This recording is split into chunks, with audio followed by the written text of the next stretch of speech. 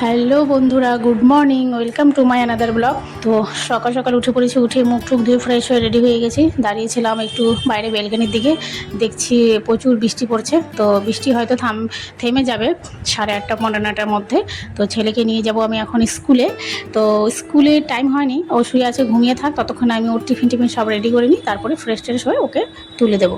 তো চলো, সবার ফার্স্টে যেটা কাজ হচ্ছে আমার চা করা, কারণ শ্বশুরমশাই বাড়ি থেকে ফুল তুলে নিয়ে এসে রান্নাঘরে এসে চা চাইবে। তো ওই মুহূর্তে টাইমে আমার হয় না, তাড়াহুড়ো করে ভাবি আগে থেকে করে রাখি। এই যে চা বসিয়ে দিয়েছি, চা করে ঢেলে রেখে দিই, শ্বশুরমশাই যখন সময় হয় উনি এসে খেয়ে নেয়। তো মাছ কিছু নিয়ে আসা হয়নি, ডিম নিয়ে আসছিলাম কালকে রাতের দিকেই। তো ডিমের ঝোল করবো ভাবছি, আর সব কিছু রেডি করে রাখছিলাম, আমি আগের দিনই সব রেডি করে রাখি। আর শাক ভাজা করবো ভাবছি। তো ওগুলো হতে হতে রান্নাঘরে বসিয়ে দিয়েছি, ছেলেকে রেডি করে দিয়েছি, ওকে এখন একটু খাইয়ে দিচ্ছি। বলছে মা একা খাবো না, তুমি খাইয়ে দাও। তো টিফিনটাও আমার রেডি হয়ে গেছে। এদিকে ডিমের ঝোলও মানে হয়ে গেছে প্রায় হাফ ওগুলো। তো এই যেখানে ছেলে রেডি হয়ে গেছে, তো এখন বেরিয়ে যাব ছেলেকে স্কুল দিতে। ওকে দিয়ে আবার এসে ঘরে রান্নাবান্না শুরু করবো। এই যে দেখো রান্নাটা বসিয়ে দিয়েছি, সবটা দেখানো সম্ভব হয়নি, স্কিপ করে গেছিলাম। তো এই যে বলেছিলাম না শাক ভাজা করবো, তো সব কেটে রেখে দিয়েছিলাম আমি। তো এখানে শাক ভাজা বসিয়ে দিয়েছি। তো টাইম হয়ে গেছে, এখন গ্যাসটা সব বন্ধ করে দিয়ে চলে যাব ছেলেকে নিয়ে স্কুলে। অল্প হয়েছে, আর অল্প পরে করবো এসে। তো এখানে শুধু শাক আর ডিমের ঝোল করবো, ওতে হবে না, ভাবলাম একটু ধুন্দুল আছে, ধুন্দুলগুলোকে একটু ভেজে নিই, পেঁয়াজ দিয়ে খেতে ভালো লাগে। তো একটু ধুন্দুল ভাজি করছিলাম, এটা সকালের জন্য। আর দুপুরে শাক ভাজি আর হচ্ছে ডিমের ঝোল। সঙ্গে যে শ্বশুরমশাই অনেক কচু নিয়ে এসেছিলো, ওগুলো সব কেটে রেখে দিয়েছি, আজকে করবো না, পরে করবো। আর এই যে দেখো বাসনপত্র সব একদম ভরে আছে, সব এগুলো পরিষ্কার করতে হবে, অনেক কাজ। তো ফ্রেশ ট্রেশ হয়ে গিয়েছিলাম ছেলেকে দিয়ে এসে এই যে বললাম শাক ভাজাটা আবার বসিয়ে দিয়েছি, হাফ করে চলে গেছিলাম। ওদিক দিয়ে আবার গেছিলাম একটু বোনের বাড়িতেও, কারণ বোনের বাড়িতে গিয়ে দেখি বোন বাড়িতে ছিল না, ও গেছে মেয়েকে নিয়ে স্কুলে। তো বোনের বাড়ির ওখান থেকে মানে বোন দিল আর কি, কতগুলো ধনেপাতা দিয়েছে এখানে, দেখো খুব ভালো ধনেপাতাগুলো, অনেক দিন থাকে এগুলো, ব্যাঙ্গালোরের ধনেপাতা। তো সকাল সকাল বাবাও এসেছিলো একবার, বাবা নিয়ে আসছিলো বাড়ির গাছের কাঁঠাল, 2টো কাঁঠাল নিয়ে আসছিলো।